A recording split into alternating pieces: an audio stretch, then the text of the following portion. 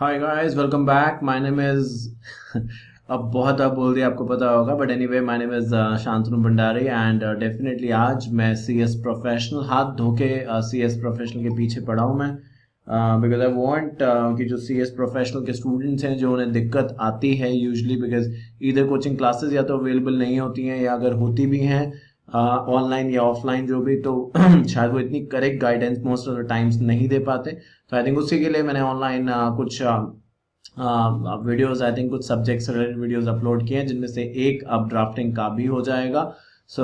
जैसे कि आप देख सकते हैं विद द रीसेंट चेंजेस जो नए सब्जेक्ट्स में आए हैं, द न्यू सिलेबस बुक्स और the modules that has been issued by ICSI, उसमें ड्राफ्टिंग जो है वो डेफिनेटली चेंज हो गया है इन द सेंस कि पहले drafting was used to be a subject in group 3 और मॉड्यूल जो था ड्राफ्टिंग का उसमें भी चेंजेस आए, बट अब जो है drafting instead of group 3 group 1 में आ गया है। एंड ड्राफ्टिंग पहले भी टैक्स के साथ था और आज भी और अब भी टैक्स के साथ ही है।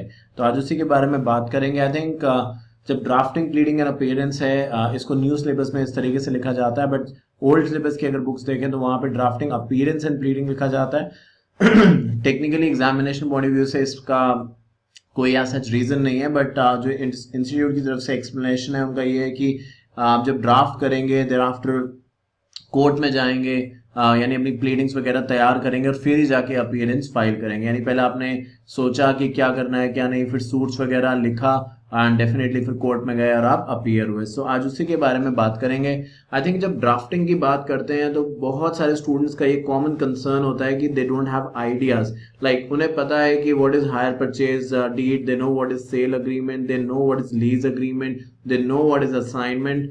तो बहुत सारे टॉपिक का इंफॉर्मेशन, और कुछ स्टूडेंट्स तो यहाँ तक है इवन की सेक्शंस भी बहुत बार एक्ट के अंदर याद होते हैं, बट आई थिंक ड्राफ्टिंग के अंदर सेक्शंस के सच कोई नॉट से कि मतलब बिल्कुल भी रिक्वायरमेंट नहीं है, बट मैं बोलूँगा अगर आपको सेक्शंस नहीं भी याद होंगे यहाँ पे तो काम चल जाएगा। इट डज नॉट और it will not really effect your marks in the examination.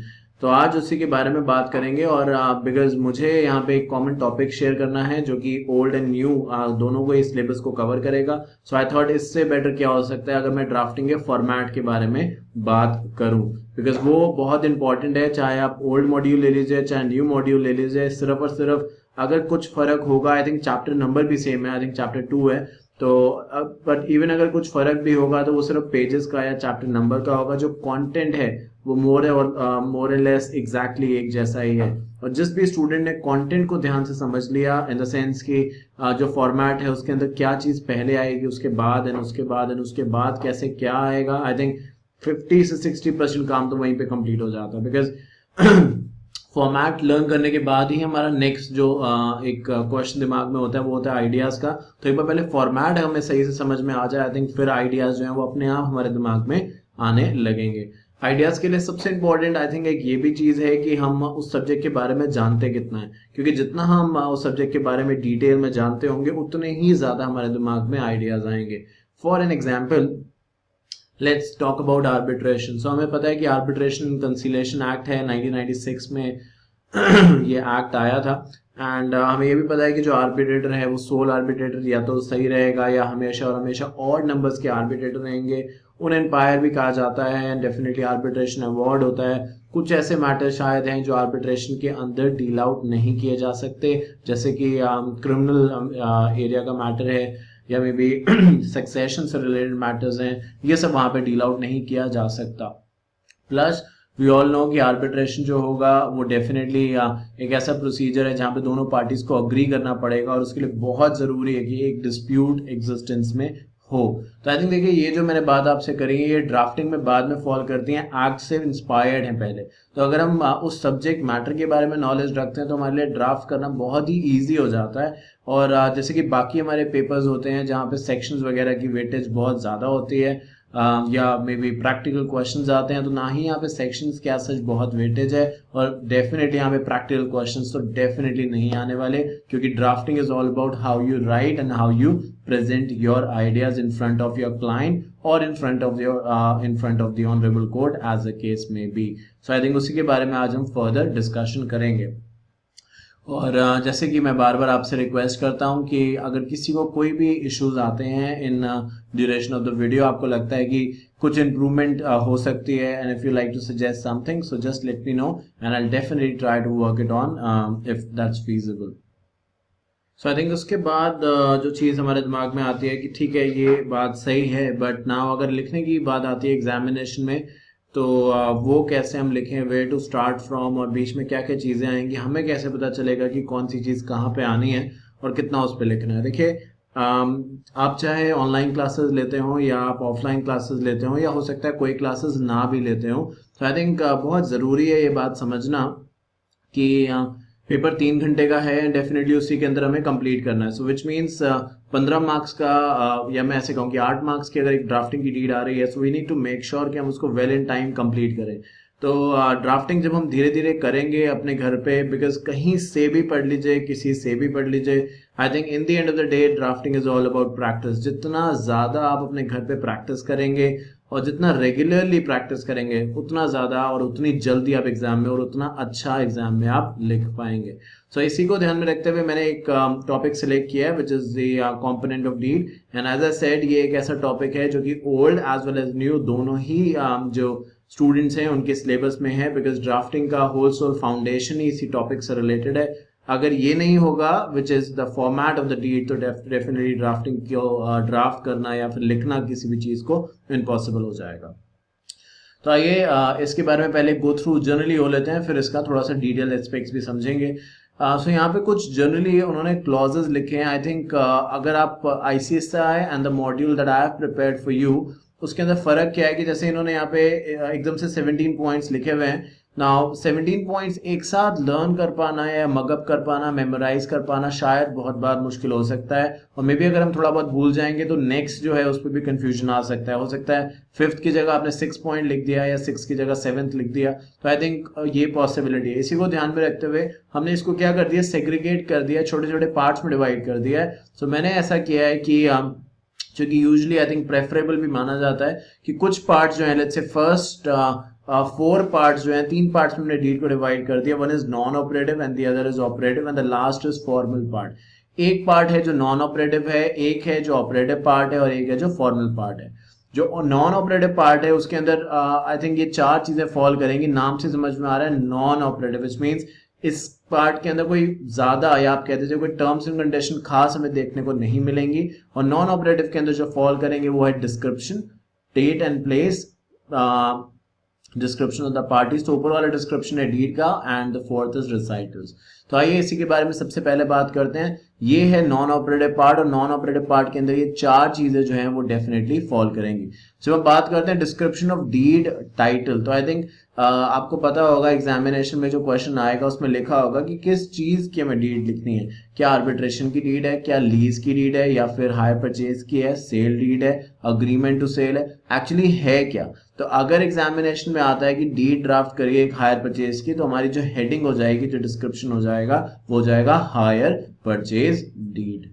और अगर आर्बिट्रेशन का आ जाता है तो आर्बिट्रेशन डीड, और अगर एग्जामिनेशन में आता है आर्बिट्रेशन अग्रीमेंट, तो अग्रीमेंट और डीड में एज सच फॉर्मेट में कोई फर्क नहीं है, 2 अलग अलग बात है। बट फॉर्मेट की अगर आप बात करें तो यहाँ पे लिखा है कि ये जो फॉर्मेट है ये हर जगह एप्लीकेबल होगा, इररिस्पेक्टिव कि वो अग्रीमेंट है या फिर डीड है, it does not really matter, क्योंकि दोनों के अंदर 2 पार्टीज होंगी, डेफिनेटली कुछ ना कुछ कंसिडरेशन का भी एस्पेक्ट्स होगा, तभी वो वैलिड कॉन्ट्रैक्ट एग्जीक्यूट होके आप ऐसे कह सकते हैं इन्फोर्सेबिलिटी का प्रोविजन एप्लीकेबल होगा। सबसे पहले डिस्क्रिप्शन डालेंगे कि भाई किस चीज की डीड है, उसके बाद place and date of execution. I think ये बहुत इंपॉर्टेंट इसलिए हो जाता है हमारे लिए कि जब हम बात करते हैं कि डेट एंड प्लेस, तो आपको पता होगा एग्जीक्यूटिव में आपने पढ़ा होगा कि डेट तो इसलिए जरूरी है क्योंकि हमारे पास एक एक्ट है जिसका नाम है लिमिटेशन एक्ट 1963, और उसके अंदर क्या है कि हर चीज का एक डिटेल लिखा हुआ है कि भाई ये काम इतने दिनों में होना चाहिए, ये काम इतने दिनों में होना चाहिए। जैसे कि आप ये देखिए कि नेगोशिएबल इंस्ट्रूमेंट में जैसे चेक है, तो चेक क्या है कि 3 महीने के अंदर अगर हमने बैंक में प्रेजेंट नहीं किया तो क्या हो जाएगा, बार्ड बाय लिमिटेशन हो जाएगा। इसीलिए एक डेट रखी जाएगी कि किस दिन इस चीज की, इस डीड की स्टार्टिंग हो रही है, जिससे कि लिमिटेशन एक्ट से रिलेटेड अगर कोई भी डिस्प्यूट वहां पे अराइज होता है तो हमें पता तो चले कि डीड की स्टार्टिंग कब से है, तभी तो हम वहां से कैलकुलेट करेंगे कि 3 महीने कब होते हैं, 6 महीने कब होते हैं, या मे बी 45 डेज कब होते हैं, depending upon the requirement, case to case basis.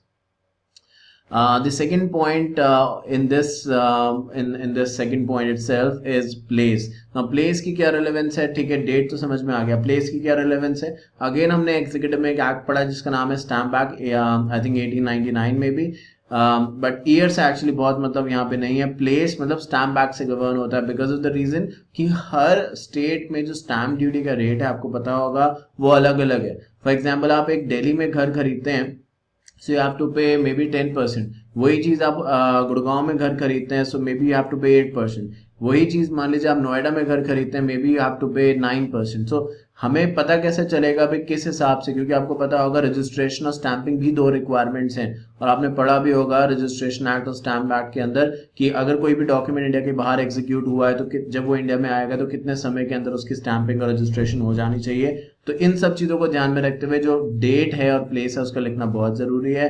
Date से रिलेवेंस है लिमिटेशन एक्ट को अट्रैक्ट करने की, और प्लेस से जो रिलेवेंस है वो ये पता लगाने की है कि ये चीज कहाँ पे एग्जीक्यूट हुई है, सो दैट अकॉर्डिंगली जो स्टैम्प ड्यूटी है वो कैलकुलेट करी जा सके. Plus description of the parties which is the third point. याद रखें कि अभी तक जो दो पॉइंट्स हमने बात करी है वो दोनों के दोनों नॉन ऑपरेटिव थे. तीसरा पॉइंट जो है वो भी नॉन ऑपरेटिव की कैटेगरी में आएगा, which is description of parties to the deed, यानी कौन कौन लोग हैं जिसके बीच में ये डीड या फिर अग्रीमेंट या फिर कॉन्ट्रैक्ट किया जा रहा है. डेफिनेटली दो लोग तो होंगे ही होंगे, बिकॉज आपको पता है अग्रीमेंट करना हो तो एक ऑफरर होता है, एक ऑफरी होता है, या प्रोमिसर है या प्रोमिसी है. तो यानी कोई चीज देगा और दूसरा बंदा उस चीज को एक्सेप्ट करेगा, और जब ये चीज इन्फोर्सेबल बाय लॉ से हो जाती है तो ये कॉन्ट्रैक्ट की डेफिनेशन के अंदर फॉल करती है. तो डिस्क्रिप्शन ऑफ पार्टीज मतलब क्या वो इंडिविजुअल्स हैं, क्या वो कंपनी है, क्या वो पार्टनरशिप है, तो एक्चुअली क्या किस तरीके की एंटिटी का स्ट्रक्चर है उनका, ये यहाँ पे लिखा जाएगा. यूजुअली अगर इंडिविजुअल है, इन सब चीजों को मैं लिख के बताऊंगा जब डेफिनेटली मैं पूरा डिटेल वीडियोस देखेंगे आप, तो आपको समझ में आएगा. बट यहाँ तो जेनरिकली मैं आपको समझा रहा हूँ जिससे कि आपको क्लियरली पहले दिमाग में वो चीज क्लियर हो जाए कि अगर हम कोई भी क्लासेस लेते हैं डेफिनेटली तो उसके अंदर हमें क्या देखने को मिल सकता है. सो ये डिस्क्रिप्शन जो है इसके अंदर स्पेसिफिकली ये लिखा होगा कि जो पार्टीज हैं, फॉर एग्जांपल ए, तो हम लिखेंगे ए जो है सन ऑफ है, which means S oblique O, then एक स्पेस छोड़ देंगे आर ऑब्लिक ओ, देन एक स्पेस छोड़ देंगे एजेड. बहुत बार देखिए आईसीएसआई के मॉड्यूल में सामने खुला भी है, बहुत बार कॉमन जो चीज होती है वो ये कि बच्चे बहुत कंफ्यूज हो जाते हैं इस चीज को लेके कि बहुत बार वहाँ पे एग्जैक्ट पूरे पूरे नाम लिखे होते हैं, कई जगह एकदम कोई ब्लैंक होता है, कई जगह कुछ डिटेल्स होती हैं, कई जगह पूरा फॉर्मेट फॉलो होता है, कई जगह वो फॉर्मेट फॉलो ही नहीं होता है ना. बहुत बार डीट जो होती हैं वो वेयरएज से शुरू हो जाती हैं बुक में, मॉड्यूल में आईसीएसआई के. तो देखिए वो गलत नहीं है, बिकॉज ऑफ द रीजन मैं हर बार यही कहता हूँ कि वो गलत नहीं है. ये इसलिए नहीं कि मैं आईसीएसआई का पॉइंट ऑफ व्यू आपके सामने रख रहा हूँ, बट इसलिए ये बात कह रहा हूँ क्योंकि वो एक बार दो बार उन्होंने फॉर्मेट बता दिया, पूरा फॉर्मेट डिटेल में लिख दिया, एक एक चीज समझा दी. अब वो आपसे एक्सपेक्ट करते हैं कि भाई अगर आपको फॉर्मेट नहीं याद है तो प्रीवियस डीट से आप देख लो और उसके बेसिस पे आप आगे फॉर्मेट लिखो.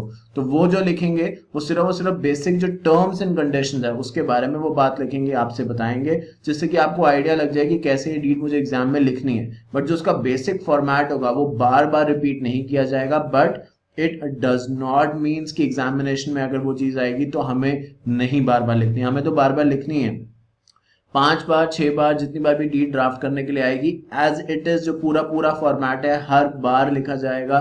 तो हम बुक की कॉपी यहाँ पे नहीं कर सकते और ना ही हमें कंफ्यूज होने की जरूरत है कि भाई उन्होंने तो ये फॉर्मेट नहीं फॉलो किया, यहाँ पे तो लिखा नहीं है, यहाँ ब्लैंक है, यहाँ पे नाम लिखा है. जहां तक इस चीज की बात है तो आई थिंक ये फर्स्ट चैप्टर में है जिसको हम डिस्कस करेंगे. बट उसमें लिखा गया है कि ड्राफ्टिंग जो है वो 3 चीजों का कॉम्बिनेशन है, law, facts and language. Because अगर लॉ नहीं जानते, जैसे कि मैंने कुछ देर पहले कहा कि arbitration and conciliation act, stamp, registration, ये सारे लॉज है ना. तो अगर लॉज के बारे में हमें इन्फॉर्मेशन नहीं है तो हम ड्राफ्ट तो कर ही नहीं सकते. जैसे कि अगर मुझे यही नहीं पता कि मैक्सिमम जो चेक का टाइम है जिसके अंदर बैंक में उसको प्रेजेंट करना है 3 मंथ्स, तो फिर लॉ ही नहीं मुझे पता और मैं 6 मंथ्स इस किसी भी अग्रीमेंट में लिख रहा हूँ, तो ये तो अल्ट्रा वायरस हो जाएगा ना, क्योंकि nobody is above law, beyond the powers है. तो लॉ की लैंग्वेज या लॉ की जो नॉलेज है वो होनी बहुत जरूरी है ड्राफ्ट करने से पहले. दूसरी बात आती है फैक्ट्स की. तो देखिए फैक्ट्स जो है ये हमें क्वेश्चंस में, एग्जामिनेशन में हो सकता है दिए हुए हों, अगर नहीं दिए हुए तो हम अपने मन से एज्यूम कर सकते हैं, दो पार्टीज हैं तो हम दोनों को इंडिविजुअल्स बना सकते हैं, एक को ए का नाम दे देंगे, दूसरे को बी का नाम दे देंगे। ये जो सन ऑफ होता है, रेजिडेंट ऑफ होता है, एजेड, ये सब हम ब्लैंक एक लाइन खींच के ब्लैंक ब्लैंक छोड़ते रहेंगे। इसके अंदर कोई भी डिटेल्स आप लिखें, ऐसा कुछ भी कंपल्शन नहीं है। और आई थिंक ये नॉट ओनली आपका एक बूस्टअप आपको करेगा, बट आपका पेपर भी जल्दी कंप्लीट होगा, आप खुद ज्यादा कॉन्फिडेंट फील करेंगे। तो ये छोटी छोटी टिप्स होंगी जो मैं आपको के साथ शेयर करूंगा जब हम एक्चुअली इसका प्रैक्टिकल देखेंगे कि इस डीड को कैसे ड्राफ्ट किया जाता है। सो डिस्क्रिप्शन में अगर कुछ नहीं दिया गया है, सो इट्स ऑलवेज प्रेफरेबल कि हम इंडिविजुअल्स को ही इसका पार्ट बनाएं, कभी भी कंपनीज ना लें। और अगर हमें कंपनीज लेनी है तो कोशिश करें हम प्राइवेट लिमिटेड कंपनीज लें, क्योंकि आप जानते हैं for the reason best known to you कितनी सारी गाइडलाइंस हैं जो लिस्टेड कंपनीज पे एप्लीकेबल हो जाती हैं, कुछ हद तक लिमिटेड कंपनीज पे भी एप्लीकेबल हो जाती हैं, बट प्राइवेट कंपनी पे जो वो गाइडलाइंस है या तो वो एप्लीकेबल नहीं होती हैं या बहुत कम होती हैं। सो अगर कुछ फैक्ट्स नहीं दिए हैं, so I think it's a request from my side for also the upcoming examination of for December as well as June, तो कि इंडिविजुअल्स को पार्टी बनाइए, वो आपका काम ज्यादा इजी करेगा, आपको कॉम्प्लिकेशन नहीं होगी। उसके बाद हम बहुत बार लिखते हैं hearing called as first party, hearing called as second party, तो ये आपकी मर्जी है, आप चाहे first party and second party लिखिए। If you know the better name, for example an assignment, you know one party can be called as an assignor and the other party can be called as an assigning, तो वो भी आप यहाँ पे लिख सकते हैं। प्लस आपको याद होगा, जब मैं याद होगा तो मैं उन स्टूडेंट्स के पर्सपेक्टिव से भी बात कर रहा हूँ जिनका एग्जामिनेशन अभी है, रिसेंटली है एग्जामिनेशन, या फिर जो अपने आप अभी तक प्रैक्टिस कर रहे थे और मे बी एक एज अ रिविजन इस चीज को देख रहे हैं, और या फिर वो लोग जो कि अब सबसे पहली बार अभी डेफिनेटली उन्होंने क्लासेस स्टार्ट करनी है और अभी ऑप्शंस देख रहे हैं कि कहाँ पे क्लासेस करें। सो एप्लीकेबल टू एवरीबडी। तो बहुत बार जब हम ये सब लिखते हैं तो बहुत बार लिखते हैं कि herein called as for example assigner, अगर असाइनमेंट की डीड है, उसके बाद लिखते हैं the expression assigner shall include their legal representative, heir, successor, ये सब चीजें, तो ये भी लिखना यहाँ पे मैंडेटरी होगा, हमें जब तक कुछ अलग से ना कहा जाए ये सब चीजें लिखनी है। और जैसे कि मैंने कहा ये सारा का सारा नॉन ऑपरेटिव पार्ट का कंटेंट है। याद रखें डिस्क्रिप्शन में हमेशा हमेशा, और तो कुछ ऐसी डीड्स होंगी जहां पे ट्राई पार्टी होगा जो कि डिफिकल्ट कर देगा हमारा काम, क्योंकि यहाँ पे तीन पार्टीज का आपस में रिलेशन मेंटेन करना होगा। For an example, let me give you an example, for example a deed of guarantee. Now आपको पता है डीड ऑफ गारंटी खैर हमारा ICSI मॉड्यूल में है भी, एक टॉपिक भी है, और आई थिंक हमने कॉन्ट्रैक्ट में पढ़ा भी होगा इसके बारे में। तो जब हम गारंटी के बारे में बात करते हैं तो mainly they are three parties. First of all किसी भी ऑर्डर में आप बोल सकते हैं, principal, debtor, creditor and the surety. तो ये डेफिनेटली ट्राई पार्टी हो गया। यहाँ पे हमें तीन पार्टीज लेनी पड़ेंगी, यानी तीनों के सन ऑफ, तीनों के रेजिडेंट ऑफ, तीनों की एजेड, है ना। और कुछ डीड्स में तो इवन ये भी लिखा होता है ऑक्यूपेशन, तो ये भी आपको लिखना पड़ेगा। इन सब के बारे में पूरी इंफॉर्मेशन देनी पड़ेगी। उसके बाद जो fourth and the last point है इस नॉन ऑपरेटिव पार्ट के अंदर, that is called as the recitals. Now recitals क्या होता है? रिसाइटल्स यूजुअली आप देखेंगे, जितना भी पढ़ लीजिए इसके बारे में, क्रक्स यही निकलेगा कि recital generally begin with whereas. Recital एक ब्रीफ हिस्ट्री होती है या ब्रीफ डिस्क्रिप्शन होता है कि जो टर्म्स एंड कंडीशन है, जो डिटेल टर्म्स एंड कंडीशन है वो किस बारे में। तो रिसाइटल्स में बहुत ब्रीफ तरीके से समझाने की कोशिश करते हैं रीडर को या अपने क्लाइंट को या जिसके साथ भी अग्रीमेंट होने वाला है। जैसे ही वो रिसाइटल्स पढ़ेगा उससे समझ में आ जाएगा कि ऊपर जो डीड लिखा था जिसका डिस्क्रिप्शन था हायर परचेज, अब यहाँ पे हमें समझ में आ जाएगा क्या सामान हायर परचेज पे दिया जा रहा है, कितना टर्म का हायर परचेज है और कितना अमाउंट ऑफ EMI दिया जाएगा। यानी बेसिक समझ में आ जाएगा अब कि डेप्रिसिएशन उस पर कितना और कैसे कैलकुलेट होगा, कितना इंटरेस्ट होगा, ये एक डिटेल टर्म्स एंड कंडीशन का पार्ट है। तो रिसाइटल्स जनरली हमेशा और हमेशा रिसाइटल्स की पहचान है कि they always and always begin with whereas. अगर आपको ज्यादा रिसाइटल्स लिखने हैं, आपकी बात एक रिसाइटल्स में नहीं कंप्लीट हो रही, वेयर एज थोड़ा लंबा हो जा रहा है, तो इट इज ऑलवेज और हाईली रिकमेंडेड कि आप एक और बना लीजिए, उसका नाम दे दीजिए एंड वेयर एज, है ना। या फिर देयर आर टू ऑप्शंस, या तो आप whereas and whereas करके कर सकते हैं, और अगर तीसरा आप और बना, वैसे यूजुअली होता नहीं है, बट जब आप एक्सपर्ट हो जाएंगे इस मैटर से, अभी हमें क्वेश्चन होता है कि मेरे पास लिखने के लिए है तो कंटेंट दिमाग में, but I don't know how to express. But एक समय के बाद इतना ज़्यादा एक्सपर्ट हो जाएंगे कि हमें अपने आप को रोकना पड़ेगा कि भाई बस अब इसमें नहीं लिखना, बिकॉज ये जो क्वेश्चन है वो इतना ज़्यादा नहीं डिजर्व करता, बिकॉज मार्क्स जो ऑफर कर रहा है वो काफ़ी कम है। खुद ही सोचिए, 4 मार्क्स के लिए आप डेफिनेटली कम लिखेंगे एंड 8 मार्क्स के लिए उससे काफ़ी ज़्यादा लिखेंगे। तो बट वो एक्सपर्टाइज जो है वो प्रैक्टिस आई थिंक से ही आएगी चीज़ आपको। उसके बाद जैसे कि मैंने कहा, ये प्रॉब्लम नहीं होगी कि हम कैसे लिखें, कहाँ स्टार्ट करें, ये प्रॉब्लम होगी बस अब हमें खत्म करना है, क्योंकि we know so much about that कि हमें अपने आप को अब रिस्ट्रिक्ट करना पड़ेगा according to the marks that are being given in the question paper. और रिसाइटल्स यूजुअली 2 तरीके के हो सकते हैं, नरेटिव एंड इंट्रोडक्टरी रिसाइटल, जिसके बारे में भी हम लोग बात करेंगे।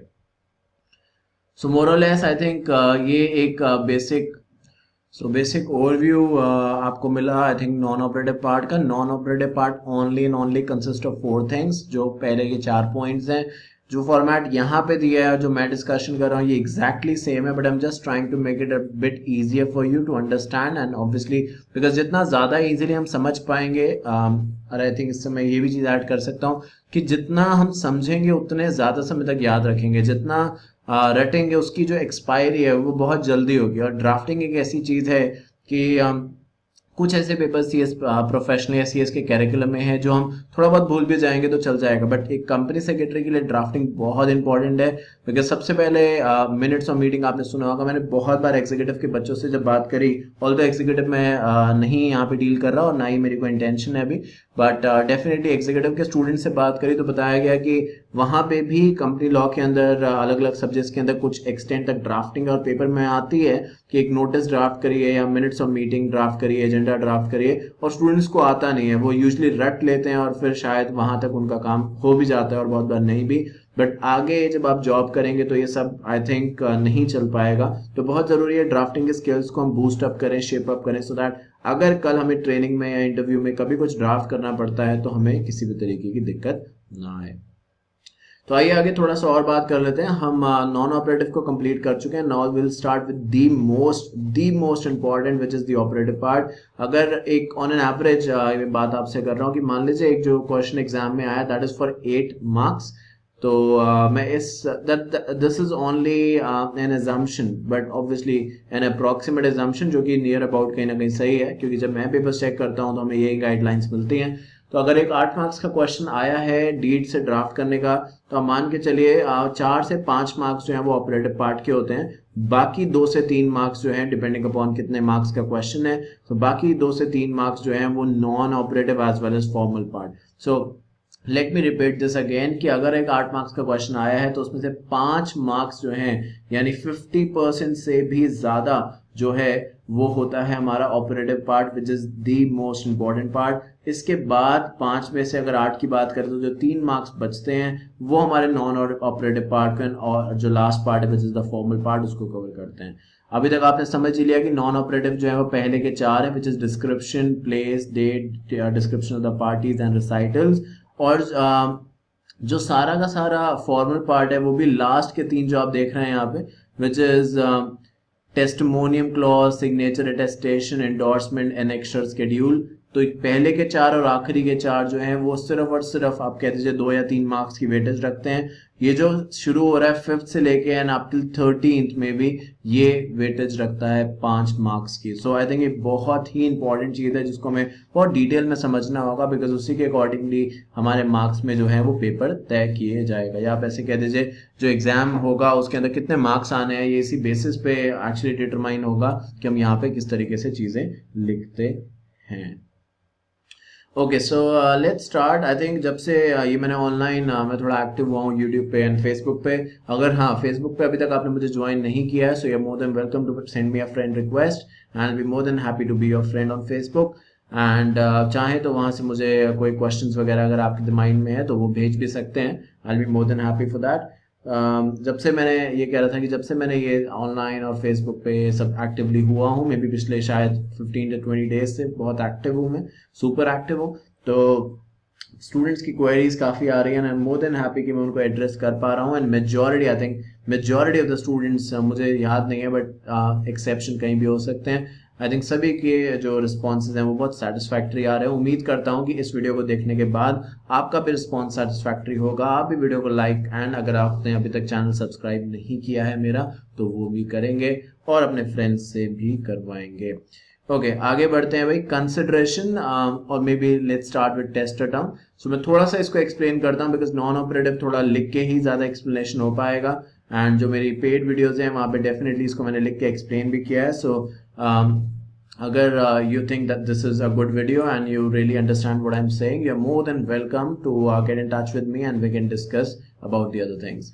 So test term जो है usually ये start होगा आप बहुत बार deeds के बाद whereas के बाद देखते हैं बहुत बार now this deed witness as under, है ना, ऐसे लिखा होता है, capitals में लिखा होता है। याद ये भी रखने की जरूरत है कि ड्राफ्टिंग में फॉर्मेट बहुत इंपॉर्टेंट है, जैसे कि बार बार कह रहे हैं। और फॉर्मेट के अंदर जैसे कि रिसाइटल्स है तो रिसाइटल्स किससे स्टार्ट होता है भाई? हमेशा और हमेशा रिसाइटल्स जिससे स्टार्ट होता है? वेराज से होता है। अब नींद आ रही है अगर मेरी बात सुन के तो जाके एक बार कुछ खा पी लो, है ना, but I don't think so कि ऐसा होना चाहिए बिकॉज बहुत इंपॉर्टेंट डिस्कशन हम लोग कर रहे हैं। तो वेराज से ये स्टार्ट होगा। वेराज हमेशा और हमेशा कैपिटल वर्ड्स में लिखा जाएगा और उसी तरीके से टेस्टडम जो है now this deed witness as under, ये भी कैपिटल वर्ड्स में ही लिखा जाएगा। आप स्मॉल में लिखते हैं भूल जाते हैं तो I think it does not make much difference क्योंकि यहाँ पे हम किसी क्लाइंट को या कोर्ट में प्रेजेंट नहीं कर रहे, बट डेफिनेटली एग्जामिनेशन में छोटी छोटी चीजें अगर याद रखेंगे तो जो आपके छोटी छोटी गलतियां हैं डेफिनेटली उनको कवर अप करेगा ये और एग्जामिनेशन में आपको बहुत ही अच्छे मार्क्स दिलाने में आपकी हेल्प करेगा। सो टेस्ट टर्म इससे ही स्टार्ट होता है, इतना ही है बस टेस्ट टर्म। उसके बाद आती है कंसिडरेशन। देखिए जब हम कंसिडरेशन की बात करते हैं आपने कॉन्ट्रैक्ट में भी पढ़ा होगा, consideration means quid pro quo, something in return. So until unless a gift deed now, क्योंकि no consideration no contract होता है हमारे इंडियन कॉन्ट्रैक्ट एक्ट में और उसके कुछ एक्सेप्शंस है, यानी यूजली कहा जाता है कि जब तक कंसिडरेशन नहीं होगी तब तक कोई कॉन्ट्रैक्ट नहीं होगा, बट फिर भी जैसे कि agreement made out of natural love and affection, gift वगैरह, यहाँ पे भले कंसिडरेशन ना भी हो बट तब भी वो वैलिड कॉन्ट्रैक्ट की डेफिनेशन के अंदर फॉल करता है। तो यहाँ पे कंसिडरेशन मतलब आप कुछ खरीद रहे हैं या बेच रहे हैं। अगर आप कुछ खरीद रहे हैं तो आप कितने पैसे दे रहे हैं, वो पैसे कैसे दिए जाएंगे, थ्रू चेक दिए जाएंगे। अगर चेक दिए जाएंगे तो क्या एक ही चेक में देंगे, चेक अगर है तो किसी बैंक पे ड्रॉ होगा, कोई चेक नंबर होगा, चेक की डेट होगी। और अगर आप ड्राफ्ट समझते होंगे, डिमांड ड्राफ्ट होता है, बैंकर्स चेक भी उसको कहा जाता है, उससे दे रहे हैं, कैश से दे रहे हैं जो कि नहीं प्रेफर करा जाता, बट जो भी मोड आप यहाँ पे लिखना चाहें वो आप लिख सकते हैं एंड जो मोड आप यहाँ पे लिखें वो डेफिनेटली दोनों पार्टीज को एक्सेप्टेबल होना चाहिए। अब जब आप कंसिडरेशन की बात करते हैं तो आपको पता होगा एक कॉन्ट्रैक्ट में चीज होती है जो कि अगर ना हो तो जो आपका वैलिड अग्रीमेंट वगैरह होता है उसको वॉइडेबल बना देता है, which is the absence of free consent. अगर आपको याद हो कोएजन, फ्रॉड, अनड्यू इन्फ्लुएंस, मिसरिप्रेजेंटेशन, ये किसके एग्जांपल है? वॉइडेबल के तो एग्जांपल्स हैं। तो यहाँ पे ये भी हमें लिखना होगा which is the 7 point receipt clause कि जितने कंसिडरेशन आप देने के लिए तैयार है सामने वाला उतना कंसिडरेशन एक्सेप्ट कर रहा है फ्री कंसेंट से, किसी भी तरीके से मतलब हमें यहाँ पे ये लिखना होगा that has been decided between A and B for example mutually, है ना। बट जो इनसाइड स्टोरी है वो ये है, जो रीजन है कि भाई सामने वाला भी एक्सेप्ट कर रहा है तो बाद में वो ये नहीं कह सकता कि मेरा इंटेंशन ज्यादा की बेचने की थी और उन्होंने मेरे पे प्रेशर या कोहेजन बनाया। तो इन चीजों को ध्यान में रखते हुए ये भी हम कंफर्म कर देंगे कि दोनों पार्टीज ऑन द टर्म्स हैं, उनको किसी भी तरीके की इन चीजों से दिक्कत नहीं है। सो आई थिंक ये कुछ बेसिक पर्सपेक्टिव थे और आपको समझ में आया होगा। सो मैं और भी पर्सपेक्टिव डिस्कस करूंगा मे बी कभी और दूसरे वीडियोस में। सो अगर आपको ये समझ में आया so it's very good, just let me know and I will try to figure out the rest of the things in upcoming video. But basically कहने का मतलब यही है कि जिसने ड्राफ्टिंग का फॉर्मेट समझ लिया उसके लिए अब मैं गलत तो नहीं बोलूंगा और ना ही एक्सपेक्टेशन से ज्यादा कहूंगा, बट मान के चलिए 50 से 60% पेपर्स ऑटोमेटिकली सॉल्व हो गया क्योंकि ड्राफ्टिंग का फॉर्मेट आ गया तो सब कुछ आ गया। तो बहुत जरूरी है कि आप इसको सही से समझें और क्लासेस आप कहीं से भी करें। The only thing that's required is practice and a continuous practice on regular basis. If you can do that, that's very very good. दूसरी चीज जो मैं अपनी ऑनलाइन फीचर्स में अवेलेबल कराऊंगा, जो बहुत सारे फीचर्स उनमें से ये भी है जो मैं ऑफलाइन बेसिस पे भी करता हूँ जब स्टूडेंट से ये सब्जेक्ट पढ़ाता हूँ मैं। कि वट एवर यू राइट, बहुत बार क्या होता है कि हम लिखते हैं और कोई देखने वाला नहीं होता, तो हमें लगता है कि जो भी हम लिख रहे हैं ठीक है, कोई देख नहीं रहा, एग्जामिनेशन में कर लेंगे, अभी छोड़ते हैं। बट ये जो आदत है धीरे धीरे जब बढ़ जाती है तो हम एग्जामिनेशन में भी फिर वही लिखते हैं जो अभी तक हमने कॉपी में लिखा, और अगर वो गलत होता है फॉर एन एग्जाम्पल या अप टू द मार्क नहीं होता, तो हमारे एग्जामिनेशन में भी मार्क्स नहीं आते। फिर हम ब्लेम करते हैं कि भाई हमने जिससे भी क्लासेस करी हैं उसने सही नहीं पढ़ाया। But in the end of the day ऐसा ना हो, क्योंकि नुकसान आप ही का है, इसमें टीचर का कभी कोई नुकसान नहीं होगा, इन चीज़ों में नुकसान आपका है। तो मैं क्या करता हूँ, जब मैं कोई डीड किसी से लिखवाता हूँ, स्टूडेंट से लिखवाता हूँ, तो मैं क्या करता हूँ, वो डीड्स उनसे चेक करता हूँ कि ठीक है आपने लिख ली, अब मुझे आप दिखाओ अपनी कॉपी। लाइक मे बी बहुत अलग लगे आपको सुनने में, क्योंकि आप अब सब प्रोफेशनल में है, सो या ग्रोन अप एडल्ट्स, आपको लगे कि भाई मेरी कॉपी। बट मैं चेक इसलिए करता हूँ क्योंकि वहां पे कहीं ना कहीं हो सकता है कोई शॉर्ट कमिंग दिख जाए। जरूरी ही नहीं है कि कोई गलती लिखे, बट हो सकता है कुछ गलती हो जो कि अगर हमने देख ली है, पढ़ ली है, समझ में आ गई, तो उसको बता दिया, तो नेक्स्ट टाइम वो चीज़ ना हो। तो ये भी एक एक्स्ट्रा चीज़ है जो आपको देखने को मिलेगी in the online classes that I provide. And I think thank you so much for your time today, और I shall see you very soon। अगर आपका कोई भी सजेशन है तो प्लीज़ मुझे बताइएगा, and I'll definitely try to work it out. So thank you so much.